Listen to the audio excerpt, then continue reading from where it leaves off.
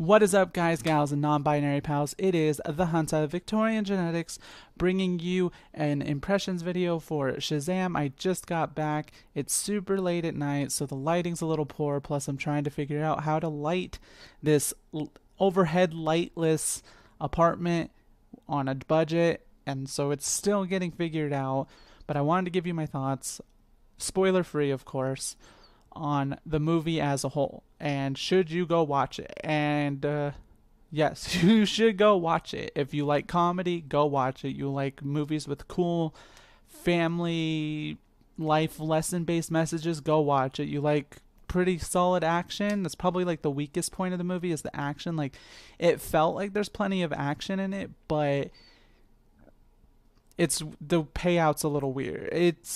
There is action, but you'd have to go see it for yourself and judge for yourself and to really know what I'm trying to talk about.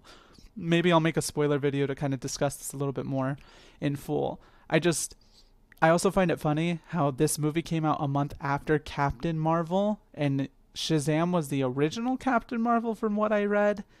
Like, DC sued some comic creator to get Captain Marvel as their own thing because they stole the Captain Marvel idea or something. And then they had to change the name of Captain Marvel to Shazam because Marvel Comics was obviously established in an ongoing thing. Or if anybody wants to clear that up and like correct me or tell me the exact situation and what have you in the comments down below, feel free. But this movie is freaking amazing, and it easily fits in and builds up from like, this should be the new jumping off point for the DC extended universe. Like, this is what they need to be doing. This movie perfectly captured the magic that is Marvel movies as a whole. Like, there's a few Marvel movies that are a little bit of a head scratcher. They're not quite up there, but they're still Marvel movies, so they're still pretty good. But this movie easily beats out several of those and like establishes itself in the middle of the Marvel pack. And I know it's a DC movie, right? But it's hard not to, after so many years of dealing with Marvel movies and stuff, compare superhero movies to what is basically the best of the superhero movies. We do have some pretty solid Batman, and this is really good. Wonder Woman was really good. Aquaman's pretty good. But they've never quite held a light to what Marvel has established for themselves. So it was cool to see this DC movie still have a slight darker undertone, but be funny as all hell. This movie's freaking hilarious, dude. You will not stop laughing. The theater would not stop laughing. This movie is amazing on its humor. And it mixes up all sorts of different little aspects. Like I said, there's, family lessons, there's life lessons. It's all sorts of little things like that. And it captures that feel as a kid whenever you would watch Power Rangers or Teenage Mutant Ninja Turtles or, the Spider-Man show or anything like that. Just, it captures that whole what if I was a superhero as a kid thing perfectly. Like, what would you be doing? Like, and it captures the morality side of things about, like, if you had superpowers, would you be doing good or would you be doing bad or would you be a mix and all this other sort of stuff. And it's like about a 14-year-old boy learning his way through the troubles that come with sudden powers. And it's just really great. The visual effects were pretty damn solid. The action was good. The humor was amazing.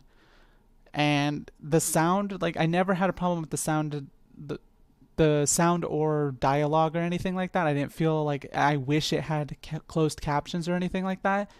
Some movies, like even some Marvel movies, make me really wish there were closed captions because you'll just miss slight moments. But this movie, like, a joke would be delivered and they sit on it for long enough and like the laughter died down perfectly to go into the next little bit of dialogue. There weren't any really, really quiet moments into really loud moments. There weren't any really loud moments into really quiet moments. There wasn't like a bunch of whispering or anything like that. Like, the tonality all felt right.